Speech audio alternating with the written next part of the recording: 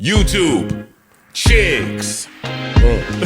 Get ready. You know what to do, chicks. Look at Chick Smooth. Hey, Chick Smooth, appreciate all the coverage that you've been doing. I've been watching your shit for a while. I just subscribed to your shit too, bro. The revolution has officially begun, you guys. Everybody is officially pissed off at the NFL after Shedeur Sanders was taken in the 5th round with the 144th pick of the 2025 draft. Now, after being slated as a top 3 quarterback in this year's draft and having so much buzz around his name this season, everybody was shocked to see Shedeur Sanders drafted very late. It got so bad that even Trump had to come out and say, yo, NFL, you guys are wildin', dog. Y'all don't have to make it this obvious that you guys are punishing him. Now, after Shedeur was finally drafted by the Cleveland Browns, a lot of people felt like this was the NFL's way, aka the white man's way of trying to humble the black man. Gillie actually spoke on it, and here's what he said. To all my folks out there, right? I just want y'all to know that when you're a black man in America, right, sometimes you get reminders. You know what I mean? As a successful black man in America, I often get reminders. And in the Shedeur Sanders situation, this is just a reminder that you can do everything right in life. You can come from a good family. You could be a good student. You could be a God-fearing kid. You could be a hard worker. You could beat the odds. Your dad could be a Hall of Fame player and you can beat the odds because not too many Hall of Fame players have good kids. So you can beat the odds. You can beat, he ain't his daddy. You can beat all of that growing up. But you still get a reminder that you just a nigga, man. That's it. We sitting here looking at a public execution going on right in front of our eyes. Where it's like, we just got to remind you that you just... There's no other way to look at it. There's a lot of black analysts on TV, but they got to keep it corporate. They can't say what it is. They got to keep it corporate. I just think this is unbelievable. It's just, no, sometimes as a black man in America, you get reminded that you just don't matter how much work you put in, don't matter. None of that don't matter. You got to understand. I arrived at a hotel in Boston, right? And I get to the front desk and I say, is there any way I could get a suite? And this lady looked at me and she said, I'm sorry. She didn't press one button. She says, I'm sorry, it's no suites in the building. They're all sold out. As she's saying it, a white man is walking out the back. As she said, he said, Gillie, oh man, I love you. Man, I love what you do for the community, man. You're a great guy. She handed me my room key. I get up to my floor. When the elevator opened, the white guy's on my floor. And he says, Gillie, I don't know why she told you there's no suites available. Every suite in the building is open, Gillie. Come back downstairs, man. We're going to put you in a suite.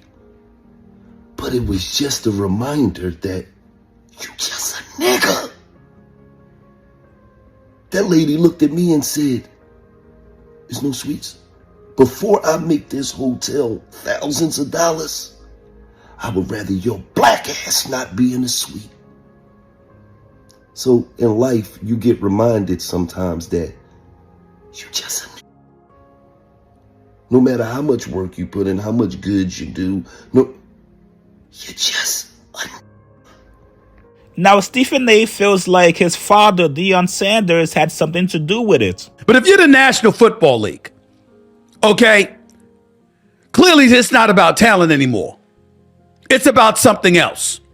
And I'm going to tell you, I spent a large amount of the last 24 hours thinking about nothing more than I was thinking about collusion.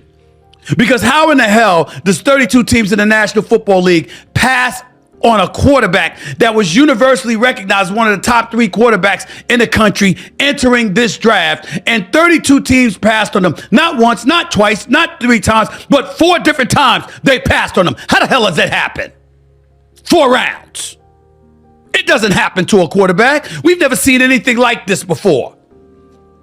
We've seen guys drop because of injuries. We've seen guys drop because of off-field issues, but we've never seen a quarterback projected to be a top 20 pick, universally recognized one of the top 3 quarterbacks in the draft, projected to be a first rounder, in all likelihood a safe bet of a late first rounder, and drop literally to the 5th round. We haven't seen anything like that.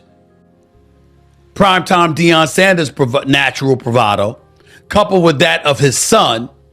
They say that the whole interview process wasn't that impressive when he showed up at the NFL scouting combine and refused to work out. That hurt him. The interview process while he was there hurt him, etc., etc. You know what, y'all? I get it. It makes perfect damn sense if he's drafted in the 2nd round. It's the fact that he fell to 5th that's alarming. So in other words, you're willing to collectively send that kind of message, and don't act like it wasn't a collective effort. For all we know,